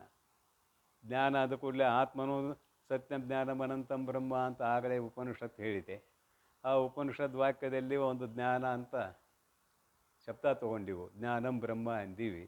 ಮತ್ತು ಜ್ಞಾನವೂ ನಾಶ ಆಗ್ತದೆ ಅಂದರೆ ಬ್ರಹ್ಮವೂ ನಾಶ ಆಕತ್ತೇನ್ರಿ ಅಂತ ಕೇಳಿರ ಸಂಶಯ ಬರ್ತತಲ್ಲ. ಈಗ ಜ್ಞಾನವೂ ಕೂಡ ಅನಾತ್ಮವನ್ನು ನೀತಿಗಳಿದು ನಾಶ ಆಗ್ತದೆ ಅಂತ ಹೇಳಿ ಆಯಿತು. ಮತ್ತು ನೀವು ಸತ್ಯಂ ಜ್ಞಾನಂ ಅನಂತಂ ಬ್ರಹ್ಮ ಅನ್ನುವಾಗ ಬ್ರಹ್ಮವೇ ಜ್ಞಾನ ಸ್ವರೂಪ ಅಂದ್ರಿ, ಅದು ನಾಶ ಆಗ್ತದೆ ಅಂದಂಗೆ ಆಯ್ತು ಅಲ್ರಿ ಅಂತ ಯಾರಿಗಾರ ಸಂಶಯ ಬಂದ್ರೆ, ಬರೆದಿದ್ರಂತೂ ಚಲೋ ಬಿಡು, ಬಂದ್ರೆ ಏನು ಹೇಳೋದು ಅಂತ ಕೇಳಿದ್ರೆ ಅದಕ್ಕೆ ಉತ್ತರ ಹೇಳ್ತೇನೆ. ಜ್ಞಾನದಲ್ಲಿ ಎರಡು ಭಾಗಿದೆ. ಒಂದು ಕರುಣಾತ್ಮಕ ಜ್ಞಾನ, ಒಂದು ಮಸ್ತಕಾತ್ಮಕ ಜ್ಞಾನ ಅಥವಾ ಸ್ವರೂಪಾತ್ಮಕ ಜ್ಞಾನ. ಕರುಣಾತ್ಮಕ ಜ್ಞಾನ ಬೇರೆ, ಸ್ವರೂಪಾತ್ಮಕ ಜ್ಞಾನ ಬೇರೆ. ಈಗ ಹೇಳೋದು ಕೇಳೋದು ಎಲ್ಲ ಇದು ಕರುಣಾತ್ಮಕ ಜ್ಞಾನ. ಗುರುಗಳ ಮುಖದಿಂದ ಕೇಳಿದ್ದೀವಿ, ಗ್ರಂಥಗಳನ್ನು ಓದಿದ್ದೀವಿ, ಒಂದು ಜ್ಞಾನ ಬಂತು. ಆ ಜ್ಞಾನವನ್ನು ಕೊಡಲಿಕ್ಕೆ ತಗೊಳ್ಳಿಕ್ಕೆ ಬರ್ತದೆ. ಆ ಜ್ಞಾನವನ್ನು ಕೊಡೋಕ್ಕೂ ಬರ್ತದೆ, ತೊಗೊಳಕ್ಕೂ ಬರ್ತದೆ. ಆದರೆ ಅನುಭವ ಅಂತ ಆಗಲೇ ಒಂದು ಮಾತು ಬಂತಲ್ಲ, ನಿಮ್ಮ ಅನುಭವಾತ್ಮಕ ಜ್ಞಾನವನ್ನು ಕೊಡೋಕ್ಕೂ ಬರೋದಿಲ್ಲ, ತೊಗೊಳಕ್ಕೂ ಬರೋದಿಲ್ಲ. ಅದು ನಿಮ್ಗೊಬ್ಬರಿಗೆ ಗೊತ್ತು, ಇನ್ನೊಬ್ಬರಿಗೆ ಗೊತ್ತಿಲ್ಲ. ಅದಕ್ಕೆ ಇಲ್ಲಿ ಜ್ಞಾನ ಎರಡು ಭಾಗಿದೆ. ಕರುಣಾತ್ಮಕ ಜ್ಞಾನ ಇಲ್ಲಿ ಹೇಳೋದು ಕೇಳೋದು ಎಲ್ಲ ಇದು ಅನುಭವಾತ್ಮಕ ಜ್ಞಾನ ಅಲ್ಲ. ಅನುಭವಾತ್ಮಕ ಜ್ಞಾನವನ್ನು ಹೇಳಲಿಕ್ಕೆ ಬರೋದಿಲ್ಲ ಅನ್ನಿ. ಈ ಪೂರ್ವದಲ್ಲಿ ದೃಷ್ಟಾಂತ ಕೊಟ್ಟಾಗೈತಿ. ಎರಡೇ ಪದಾರ್ಥ ತಗೊಳ್ರಿ, ಭಾಳ ಬೇಡ. ಕಬ್ಬಿನಿಂದ ಕಬ್ಬು ಉಂಟಾಗಿರೋದು ಸಕ್ರೆ ಬೆಲ್ಲ ಎರಡೇ ತಗೋರಿ, ಪ್ರವಚನದಲ್ಲಿ ಬಂದು ಹೋಗೈತಿ. ಸಕ್ರೆ ರುಚಿ ಬೇರೆ, ಬೆಲ್ಲದ ರುಚಿ ಬೇರೆ. ಆದರೆ ಎರಡೂ ಸಿಹಿ ಎರಡೂ. ಆದರೆ ಎರಡೂ ಸಿಹಿಯಲ್ಲಿ ಭಿನ್ನತೆ ಐತಿಲ್ಲ. ವಿವರಣೆ ಮಾಡಿರಿ, ಅದನ್ನು ಒಂದು ರೀತಿ ತಿಂದು ವಿವರಣೆ ಮಾಡಿರಿ. ಸಕ್ರೆ ರುಚಿ ಹಿಂಗತಿ, ಬೆಲ್ಲದ ರುಚಿ ಹಿಂಗತಿ ಅಂತ ಹೇಳ್ರಿ ನೋಡೋಣ. ಮತ್ತು ಇದನ್ನೇ ಹೇಳಕ್ಕೆ ಬರೋದು ಇಲ್ಲ. ಇನ್ನು ಆತ್ಮಾನುಭವ ಬಂದಾಗ ಆತ್ಮ ಹಿಂಗಿದ್ದಾನೆ ಅಂತ ಹೇಳಕ್ಕೆ ಬರ್ತತೇನ? ಸಾಧ್ಯವೇ ಇಲ್ಲ. ಅದಕ್ಕೆ ಆತ್ಮಾನುಭೂತಿ ಆದ ಮೇಲೆ ಅವ ಕೃತಾರ್ಥ. ಆ ಜ್ಞಾನ ಆತ್ಮಾನುಭೂತಿ, ಆತ್ಮಾನುಭವ. ಅನುಭವ ಅಂದರೆ ಜ್ಞಾನ, ಅದೊಂದು ಅನುಭವ. ಈಗ ಹೇಳೋದು ಕೇಳೋದು ಇದು ಕರುಣಾತ್ಮಕ ಜ್ಞಾನ. ವ್ಯಾಕರಣ ಶಾಸ್ತ್ರ ರೀತಿ ಅಲ್ಲಿ ಭಾವಿ ಲುಟ್, ಕರಣಿ ಲುಟ್ ಅಂತ ಎರಡು ಪ್ರತ್ಯಯಗಳಂದ ಶಬ್ದ ತಯಾರಾಗೈತಿ. ಜ್ಞಾ ಅವಬೋಧನೆ. ಅವಬೋಧನೆ ಅನ್ನೋದು ಮೂಲ ಧಾತು ಜ್ಞಾ ಅಷ್ಟೇ. ಅದರ ಮೇಲೆ ಪ್ರತ್ಯಯಗಳು ಬರ್ತಾವೆ. ಕೃತ್ ಪ್ರತ್ಯಯ ಅಥವಾ ಸುಪ್ರತ್ಯಯ. ಇಲ್ಲಿ ಸುಪ್ರತ್ಯಯ ಬರ್ತದೆ. ಸುಪ್ರತ್ಯಯ ಬಂದು ಜ್ಞಾನಂ ಅಂತ ತಯಾರಾಗ್ತದೆ. ಜ್ಞಾನಂ ಅಂತ ತಯಾರಾದಾಗ ಒಂದು ಕಡೆ ಭಾವಾರ್ಥದಲ್ಲಿ ಪ್ರತ್ಯಯ ಮಾಡ್ತಾರೆ, ಇನ್ನೊಂದು ಕಡೆ ಕರ್ಣಾರ್ಥದಲ್ಲಿ ಪ್ರತ್ಯಯ ಮಾಡ್ತಾರೆ. ಆಗ ಎರಡು ಜ್ಞಾನ ಆಗ್ತಾವೆ. ಒಂದು ಅನುಭವಾತ್ಮಕ ಜ್ಞಾನ, ಒಂದು ಕರುಣಾತ್ಮಕ ಜ್ಞಾನ. ಈ ಕರುಣಾತ್ಮಕ ಜ್ಞಾನ ನಾವೆಲ್ಲ ಹೇಳೋದು ಕೇಳೋದು ಇದು ಕರುಣಾತ್ಮಕ ಜ್ಞಾನ. ಇದು ಅನಾತ್ಮವನ್ನು ನಾಶ ಮಾಡ್ತದೆ, ತಾನು ಅಡಿಗೆ ಹೋಗ್ತದೆ.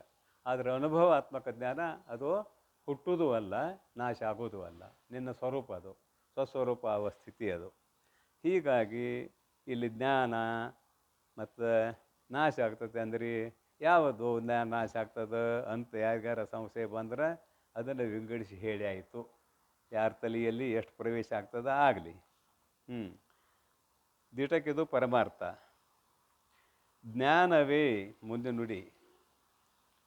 ಜ್ಞಾನವೇ ತನ್ನನು ಅಜ್ಞಾನವನು ಅರಿವುದು ಎಂಬ ಈ ನುಡಿಗೆ ಅರ್ಥವು ಇಂತಿದು. ತಾನು ತಾನೇ ತನ್ನಿಂದ ಅನ್ಯವೇನು ವೇನುಂ ಅನ್ಯವು ಏನುಂ ಇಲ್ಲ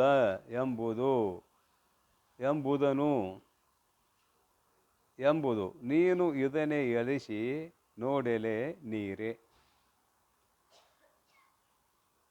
ಜ್ಞಾನ ಏನು ಮಾಡ್ತದ ಜ್ಞಾನ ಅಂತ ಕೇಳಿದ್ರು ಬರೀತಾರೆ.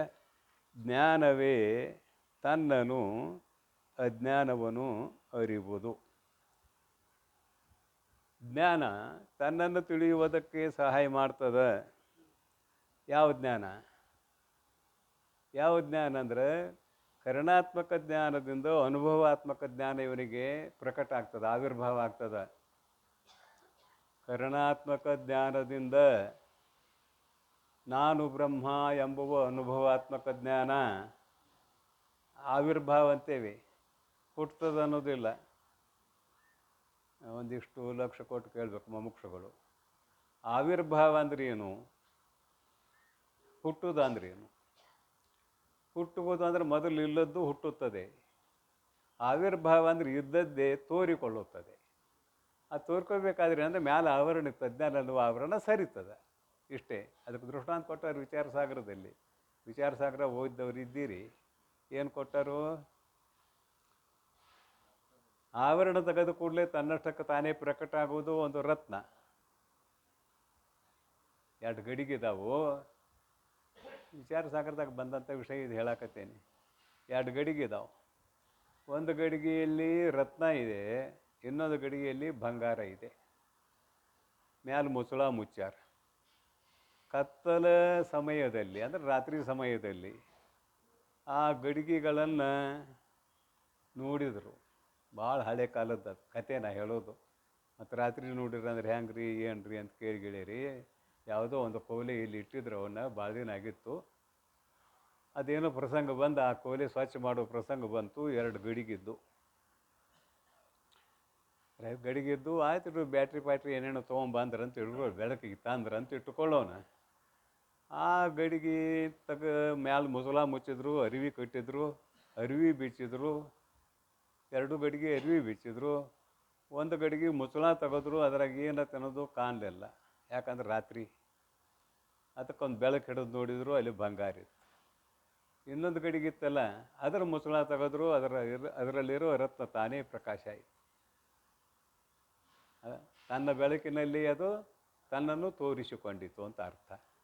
ಅಲ್ಲಿ ಅದನ್ನು ನೋಡೋಕೆ ಇನ್ನೊಂದು ದೀಪ ಬೇಕೇನೆ? ರತ್ನ ನೋಡೋಕೆ ದೀಪದ ಅವಶ್ಯಕತೆ ಇಲ್ಲ. ಈಗ ಆವಿರ್ಭಾವ ಆಯ್ತಂತೀವಿ ಅದಕ್ಕೆ ನಾವು. ಮುಸುಳ ತೆಗೆದ್ರಿ, ಅದರ ಬೆಳಕ ಗೊತ್ತಾಯಿತು. ಇದುವೇ ಆವಿರ್ಭಾವ, ಗೊತ್ತಾಗುವುದೇ ಆವಿರ್ಭಾವ. ಇದ್ರ ಮುಸುಳ ತೆಗೆದ್ರಿ, ಬಂಗಾರ ಇಟ್ಟಿದ್ರದ್ದು ಇದು ಆವಿರ್ಭಾವ ಆಗಲಿಲ್ಲ. ಯಾಕಂದ್ರೆ ಜಡವಾದ ಪದಾರ್ಥ ಅಥವಾ ಬೆಳಕಿಲ್ಲದ ಪದಾರ್ಥ. ಇದೇನಿದೆಯಲ್ಲ ರತ್ನ, ಬೆಳಕುಳ್ಳಂಥ ಪದಾರ್ಥ. ಇದು ದೃಷ್ಟಾಂತ. ಸ್ವಲ್ಪ ದಾಷ್ಟಾಂತಕ್ಕೆ ಬೇರೆ. ಕರ್ಣಾತ್ಮಕ ಜ್ಞಾನ ಏನು ಮಾಡ್ತದೆ ಅಂತ ಕೇಳಿದರೆ ಮೂಲಾಜ್ಞಾನವನ್ನು ನಾಶ ಮಾಡ್ತದೆ. ಏನು ಮಾಡ್ತೈತಿ? ಸ್ಥೂಲಜ್ಞಾನ ಮೂಲಾಜ್ಞಾನ ಅಂತ 2 ಅದಾವಲ್ಲ. ಮತ್ತು ಈ ಗ್ರಂಥ ಯಾವಾಗ ನಡಿಬೇಕು? ಅವೆಲ್ಲ ಹಳಿವು. ಅವೆಲ್ಲ ಪಂಚಕರ್ಣದಾಗ ಬಂದು ಹೋಗ್ತಾವೆ. ವಿಚಾರ ಚಂದ್ರೋದಯ ಅದರಾಗ ಬಂದು ಹೋಗ್ತಾವೆ. ಮೂಲಾಜ್ಞಾನ ಸ್ಥೂಲಜ್ಞಾನ ಅವನ್ನೆಲ್ಲ ನಾವು ಇಲ್ಲಿಗೆ ಮತ್ತೆ ಹೇಳಂದ್ರೆ ಮತ್ತೆ ಹಿಂದಕ್ಕೆ ಹೋಗಬೇಕು. ಮತ್ತೆ ಹಿಂದಕ್ಕೆ ಹೋದ್ರೆ ಅವನೋ ಪುರಾಣ ಹೇಳಕ್ಕೆ ಬಂದಿದ್ದಂಥ ಗೌಡ್ರು ಬಂದ್ರಿ ಶುರು ಮಾಡಿರಿ, ಕುಲಕರ್ಣಿ ಬಂದ್ರಿ ಶುರು ಮಾಡಿರಿ ಅಂದಂಗೆ ಆಕೈತಿ. ಮತ್ತು ನಾವು ಹಿಂದಕ್ಕೆ ಹೋದ್ನೆ ಅಂದರೆ ಅದಕ್ಕೆ ಹಂಗೆ ಆಗೋದಿಲ್ಲ. ಅದು ಸುಮ್ಮನೆ ನೆನಪು ಮಾಡ್ತೇನೆ. ನೀವು ಅಲ್ಲಿಗೆ ಹೋಗಿ ಮುಟ್ಟಿ ತಿಳ್ಕೊಬೇಕು. ಇಲ್ಲಿ ಆವಿರ್ಭಾವ ಅಂದ್ರೆ ಏನು ಅದನ್ನು ಹೇಳಕ್ಕೆ ಹೊರಟಿದ್ದೇನೆ, ಮತ್ತೇನಿಲ್ಲ. ಆವಿರ್ಭಾವ ಅಂದ್ರೆ ಏನು? ಮೇಲಿರುವ ಆವರಣವನ್ನು ತೆಗೆದರೆ ಮುಗಿತು. ಜ್ಞಾನದ ಕೆಲಸ ಏನು ಅಂತ ಕೇಳಿದ್ರೆ ಬರೀತಾರೆ ಉಪನಿಷತ್ನಲ್ಲಿ. ಏನಂತಾರೆ? ಆವರಣ ಭಂಗಾನುಕೂಲ ವ್ಯಾಪಾರ ಜ್ಞಾನಂ. ಆವರಣ ಭಂಗಾನುಕೂಲ ವ್ಯಾಪಾರ ಜ್ಞಾನಂ. ಆವರಣವನ್ನು ಭಂಗ ಮಾಡೋದಷ್ಟೇ ಜ್ಞಾನದ ಕೆಲಸ. ಯಾವ ಜ್ಞಾನದ ಕೆಲಸ? ಕರುಣಾತ್ಮಕ ಜ್ಞಾನದ ಕೆಲಸ. ಶಾಸ್ತ್ರದವು ಬ್ರಹ್ಮಜ್ಞಾನ, ಅದನ್ನು ಬ್ರಹ್ಮಜ್ಞಾನ ಅಂತ ಕರಿತೇವೆ ನಾವು. ಬ್ರಹ್ಮವನ್ನು ತಿಳಿಸುವುದಕ್ಕೆ ಅದು ಕಾರಣ, ಆದ್ದರಿಂದ ಬ್ರಹ್ಮಜ್ಞಾನ ಅಂತ ಕರಿತೇವೆ. ಆ ಬ್ರಹ್ಮವನ್ನು ಹೆಂಗೆ ತಿಳಿಸ್ತತೆ ಅಂತ ಕೇಳಿದರೆ ನೇತ್ಯಾತ್ಮಕ ದೃಷ್ಟಿಯಿಂದ ತಿಳಿಸುತ್ತದೆ. ಇದು ಬ್ರಹ್ಮ ಅಂತ ಹೇಳಕ್ಕೆ ಯಾವ ಶಬ್ದಕ್ಕೂ ಅಧಿಕಾರ ಇಲ್ಲ. ಇದು ಬ್ರಹ್ಮಲ್ಲ, ಇದು ಬ್ರಹ್ಮಲ್ಲ, ಇದು ಬ್ರಹ್ಮಲ್ಲ ಅಂತ ನೇತಿಗಳೆಯುತ್ತಾ ಹೋಗಿ ನೇತಿಗಳೆಯಲಿಕ್ಕೆ ಬಾರದಿರುವುದು ಯಾವುದು ಉಳಿಯುತ್ತಿದೆಯೋ ಅದುವೇ ಇರುತ್ತದಂತೆ ಆವಿರ್ಭಾವ ಆಗ್ತದೆ. ಅಂದರೆ ಇವನ ಅನುಭವಕ್ಕೆ ಬರ್ತದಂತ ಅರ್ಥ. ಯಾರ ಅನುಭವಕ್ಕೆ? ಉತ್ತಮ ಸಾಧಕನ ಅನುಭವಕ್ಕೆ ಬರುತ್ತದೆ. ಇದನ್ನು ಆವಿರ್ಭಾವ ಅಂತ ಕರಿತೇವೆ. ಇಲ್ಲಿ ಸದಮಳ ಮುಕ್ತಿಯು ಅಪ್ಪುದು ಬೇರೆ ದೈವವಂತೆ ದಿಟಕ್ಕಿಲ್ಲದು ಪರಮಾರ್ಥ. ಜ್ಞಾನವೇ ತನ್ನನು, ಜ್ಞಾನ ಇಲ್ಲಿ ಜ್ಞಾನ, ಕರುಣಾತ್ಮಕ ಜ್ಞಾನ. ತನ್ನನು ಅಜ್ಞಾನವನು ತನ್ನನ್ನು ತಿಳಿಸ್ತದೆ. ತನ್ನನ್ನು ತಿಳಿಸ್ತದೆ ಅನ್ನೋದಕ್ಕೆ ಇಷ್ಟೊತ್ತಿನವರೆಗೆ ಹೇಳಿದ್ದು ಆವಿರ್ಭಾವ ಅಷ್ಟೇ, ಮತ್ತೇನಿಲ್ಲ. ಕರುಣಾತ್ಮಕ ಜ್ಞಾನ. ತನ್ನನು ಅಜ್ಞಾನವನು ಅರಿವುದು ಎಂಬ ಈ ನುಡಿಗೆ ಅರ್ಥವು ಇಂತಿದು. ಈ ನುಡಿಗೆ ಏನರ್ಥ? ಕರುಣಾತ್ಮಕ ಜ್ಞಾನ ಏನಿದೆಯಲ್ಲ, ತತ್ವಮಸ್ಯಾದಿ ಮಹಾವಾಕ್ಯಗಳಿಂದ ಉಂಟಾಗಿರುವ ಜ್ಞಾನ ಕರುಣಾತ್ಮಕ ಜ್ಞಾನ. ಮಹಾವಾಕ್ಯಗಳಿಂದ ಉಂಟಾಗಿರುವ ಜ್ಞಾನ ಕರುಣಾತ್ಮಕ ಜ್ಞಾನ. ಈ ಕರುಣಾತ್ಮಕ ಜ್ಞಾನವು ನಿನ್ನನ್ನು ತಿಳಿಸುತ್ತದೆ, ಅಜ್ಞಾನವನ್ನು ತಿಳಿಸುತ್ತದೆ. ಅಜ್ಞಾನ ಅಂದ್ರೆ ಅದಿಲ್ಲ ಅಂತ ಬಾಧಾ ಹೊಂತದ. ನಿನ್ನನ್ನು ತಿಳಿಸುತ್ತದೆ ಅಂದರೆ ಆವರಣವನ್ನು ಭಂಗ ಮಾಡ್ತದೆ. ನಿನ್ನ ಸ್ವರೂಪ ತನ್ನಟಕ್ಕೆ ತಾನ ಆವಿರ್ಭಾವ ಆಗ್ತದೆ. ಅದಕ್ಕೆ ನಿನ್ನನ್ನು ತಿಳಿಸುತ್ತದೆ ಅಂತ ಬರೆದ್ದಾರೆ. ಮತ್ತು ನಿನ್ನನ್ನು ತಿಳಿಸುತ್ತದೆ ಅಂದರೆ ಆತ್ಮವನ್ನು ತಿಳಿಸುವುದಕ್ಕೊಂದು ಜ್ಞಾನ ಇದೆ ಅಂತ ಆಯಿತು. ಆತ್ಮ ಜಡ ಆಯಿತು. ತಿಳಿಸ್ಕೊಳ್ಳುವುದು ಜಡ, ತಿಳಿಯುವುದು ಚೇತನ. ಅದಕ್ಕಾಗಿ ಜ್ಞಾನ ಆತ್ಮ ಬೇರೆ ಬೇರೆ ಅಲ್ಲ. ಕರುಣಾತ್ಮಕ ಜ್ಞಾನ ಬೇರೆ, ಅನುಭವಾತ್ಮಕ ಜ್ಞಾನವೇ ಬ್ರಹ್ಮ ಅನ್ನುವ ಅರ್ಥವನ್ನು ತಿಳಿಸುವುದಕ್ಕಾಗಿ ಇಷ್ಟೊತ್ತಿನ ಒಳಗೆ ಉದಾಹರಣಾದಿಗಳನ್ನು ಕೊಟ್ಟಾಯಿತು.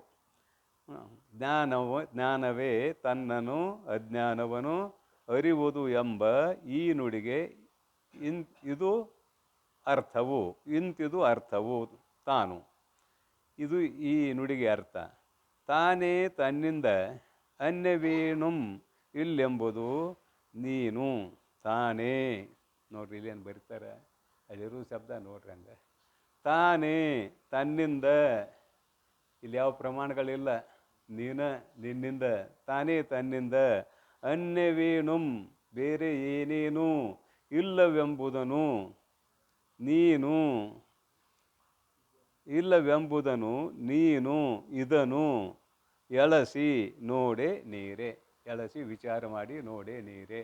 ನಿನ್ನನ್ನು ನೀನು ಅರಿಬೇಕಲ್ಲದೆ ನಿನ್ನ ಸ್ವರೂಪವಾಗಿ ಎತ್ತಿ ಕೊಂಡ್ರಿಸ್ಲಿಕ್ಕೆ ಆಗೋದಿಲ್ಲ.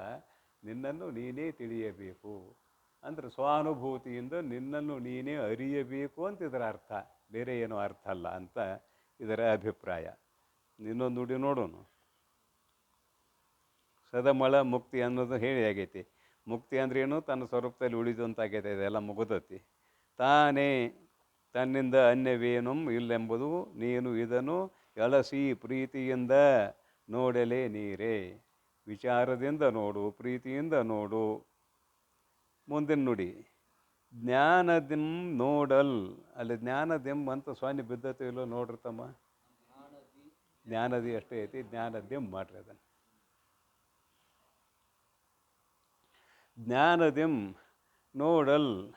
ಆ ಜ್ಞಾನದಿಂದ ಅನ್ಯವು ಏನನು ಕಾಣಲರಿಯನಾಗಿ ಜ್ಞಾನವೇ ತಾನೆಂಬುದು ಇದು ಸಿದ್ಧವು ಅರಿ ಪರಮಾನಂದ ರಸ ಪೂರ್ಣ ಹೃದಯಳೆ. ಪರಮಾನಂದ ರಸ ಪೂರ್ಣ ಹೃದಯಳೆ ಸಂಬೋಧನ ಪ್ರಥಮ. ಪರಮಾನಂದ ರಸ ಪೂರ್ಣ ಹೃದಯಳೆ. ನಿನ್ನ ಹೃದಯ ಹೇಗಿದೆ ಅಂತ ಕೇಳಿದರೆ ಪರಮಾನಂದ ಸ್ವರೂಪವೇ ಆಗಿದೆ ಅನ್ನುವುದನ್ನು ಇಟ್ಟುಕೊಂಡು ಸಂಬೋಧನೆ ಮಾಡಿದ್ದಾರೆ. ನೋಡ್ರಿ, ಮ್ಯಾಲೆ ಹೇಳಿದ್ದನೀಗ ವಿಸ್ತಾರ ಆಗಿತ್ತು. ಮ್ಯಾಲೆ ವಿಸ್ತಾರಾಗಿ ಹೇಳಿದ್ದೇನೆ, ಅದರ ಅರ್ಥ ಇಲ್ಲಿದೆ, ಮತ್ತೇನಿಲ್ಲ. ಜ್ಞಾನದಿಂ ನೋಡಲ್, ಜ್ಞಾನದಿಂದ ವಿಚಾರ ಮಾಡಲು. ನೋಡಲ್ ಅಂದ್ರೇನು? ಜ್ಞಾನದಿಂದ ವಿಚಾರ ಮಾಡಲು. ಆ ಜ್ಞಾನದಿಂದ, ನಿನ್ನ ಸ್ವರೂಪವಾಗಿರುವ ಜ್ಞಾನದಿಂದ, ಈಗ ಆ ಜ್ಞಾನದಿಂದ ಅಂದ್ರೆ ನಿನ್ನ ಸ್ವರೂಪವಾಗಿರುವ ಜ್ಞಾನದಿಂದ, ಅಂದ್ರೆ ಅನುಭವಾತ್ಮಕ ಜ್ಞಾನದಿಂದ ಅನ್ಯವನು ಏನನು ಕಾಣಲರಿಯನಾಗಿ, ತನ್ನನ್ನು ಬಿಟ್ಟು ಬೇರೆ ಏನನ್ನೂ ನೋಡಲು ಸಾಧ್ಯವೇ ಇಲ್ಲ ಇಲ್ಲಿ. ಯಾಕಂದ್ರೆ ಇರೋದು ಆತ್ಮತತ್ವ ಒಂದೇ. ಆತ್ಮತತ್ವದ ಸಾಕ್ಷಾತ್ಕಾರ ಆದಾಗ ಇದೆಲ್ಲವೂ ಆತನಿಗೆ ಕಾಣೋದಿಲ್ಲ, ಎಲ್ಲವೂ ಆತ್ಮವಾಗೇ ಕಾಣ್ತದೆ. ಇದು ಕಾಣೋದಿಲ್ಲ. ಯಾಕೆ? ಆತ್ಮನಲ್ಲಿ ಇದು ಅಧ್ಯಸ್ಥವಾಗಿ ತೋರುವಂಥದ್ದು. ಹಗ್ಗದಲ್ಲಿ ಹಾವು ಅಧ್ಯಸ್ಥವಾಗಿ ತೋರುವಂಥದ್ದು. ಹಾವು ಒಂದೇ. ಯಾಕೆ? ಅಲ್ಲಿ ಹಾವು ಅಂತ ತೋರ್ತದೆ ಒಬ್ಬಗೆ, ಭೂಮಾಲೆ ಅಂತ ಒಬ್ಬಗೆ ತೋರ್ತದೆ, ಭೂಸಿದ್ರ ಅಂತ ಒಬ್ಬಗೆ ತೋರ್ತದೆ, ದಂಡ ಅಂತ ಒಬ್ಬಗೆ ತೋರ್ತದೆ. ಅವರವರ ಸಂಸ್ಕಾರಕ್ಕೆ ಅನುಗುಣವಾಗಿ ಏನೇನೋ ತೋರ್ತಾವೆ. ಹಗ್ಗದ ಜ್ಞಾನ ಆದಮೇಲೆ ಅಲ್ಲಿ ಸರ್ಪನೂ ಇಲ್ಲ, ಪೂಮಾಲೆಯೂ ಇಲ್ಲ, ಭೂಸಿದ್ರವೂ ಇಲ್ಲ, ದಂಡವೂ ಇಲ್ಲ, ಗೋಮೂತ್ರವೂ ಇಲ್ಲ, ಏನೂ ಇಲ್ಲ ಇಲ್ಲಿ. ಮತ್ತೇನು ಕಾಣ್ತದೆ ಅವಾಗ? ಕೇವಲ ಹಗ್ಗೊಂದ ಕಾಣ್ತದೆ, ದೃಷ್ಟಾಂತ. ಹಾಗೆ ಆತ್ಮತತ್ವದ ಸಾಕ್ಷಾತ್ಕಾರ ಆದ ಮೇಲೆ ಏನೇನು ಅವನಿಗೆ ಕಾಣೋದಿಲ್ಲ. ಯಾಕೆ? ದೃಷ್ಟಾಂತ ಹೇಳಿ ಆಯ್ತಲ್ಲ, ಹಗ್ಗ ಜ್ಞಾನ ಆದಮೇಲೆ ಅಲ್ಲಿ ಅವು ಕಾಣೋದಿಲ್ಲ. ಜಗತ್ತೂ ಕೂಡ ಆತ್ಮತತ್ವದ ಜ್ಞಾನ ಆದಮೇಲೆ ಕಾಣ್ತದೆ. ಏನು ಅಂದರೆ ಜಗತ್ತು ಸಟ್ಟೆ ಅಲ್ಲ, ಸುಮ್ಮನೆ ಹೇಳಕ್ಕೆ ಜಗತ್ತಂದೇವೆ, ಅಲ್ಲಿ ಏನೇನೂ ಇಲ್ಲ ಅನ್ನೋದನ್ನು ಬರೆದ್ರೆ ನೋಡ್ರಿ. ಜ್ಞಾನದಿಂ ನೋಡಲ್, ಆ ಜ್ಞಾನದಿಂದ ಅನ್ಯವನು ಏನನು ಕಾಣಲು ಅರಿಯನಾಗಿ, ಕೇವಲ ಆತ್ಮತತ್ವ ಒಂದೇ ಇಲ್ಲಿ. ಜ್ಞಾನವೇ ತಾನೆಂಬುದಿದು, ಆ ಜ್ಞಾನವೇ ತಾನು ಎಂಬುದು ಇದು ಸಿದ್ಧವು. ಸಹಜವಾಗಿ ಸಿದ್ಧವಾದದ್ದು ಆ ಜ್ಞಾನವೇ ನನ್ನ ಸ್ವರೂಪ ಅನ್ನೋದು ಸಹಜವಾಗಿ ಸಿದ್ಧವಾದದ್ದು. ಅರಿ, ಇದನ್ನು ತಿಳಿ. ಪರಮಾನಂದ ರಸ ಪೂರ್ಣ ಹೃದಯಳೆ ಅಂದ್ರೆ ಮೈತ್ರಿಯ ಅಯೋಗ್ಯತೆ ಉಳ್ಳವಳು, ಅಂತಹ ಅನುಭವ ನಿನಗೆ ಬಂದಿದೆ ಅನ್ನುವಂಥ ಅಭಿಪ್ರಾಯ. ಅದನ್ನು ಇಟ್ಕೊಂಡು ಏನು ಮಾಡ್ಯಾರ, ನೀವು ನಿಮ್ಮನ್ನು ತಿಳಿಯಿರಿ ಅಂತ ನಮ್ಮ ನಿಮ್ಮಗಳಿಗೆ ಹೇಳಿದ್ದಾರೆ ಅಂತ ಹೇಳ್ತಾ ಆಯಿತು. ಸೂತ್ರ ಮುಗಿಸ್ಬೇಕಂದಿದ್ದೆ. ಸೂತ್ರ ಮುಗಿಸೋದು ಮುಖ್ಯ ಅಲ್ಲ, ಅಲ್ಲಿದ್ದನ್ನು ತಿಳಿಸೋದು ಮುಖ್ಯ. ಮತ್ತು ನಾವೇನು ನಡೀತದೋ ನೋಡೋಣ ಅಂತ ಹೇಳ್ತಾ ಇವತ್ತಿನ ಪ್ರವಚನಕ್ಕೆ ವಿಶ್ರಾಂತಿ. ಓಂ ತತ್ಸತ್ ಪರಬ್ರಹ್ಮಣೇ ನಮಃ.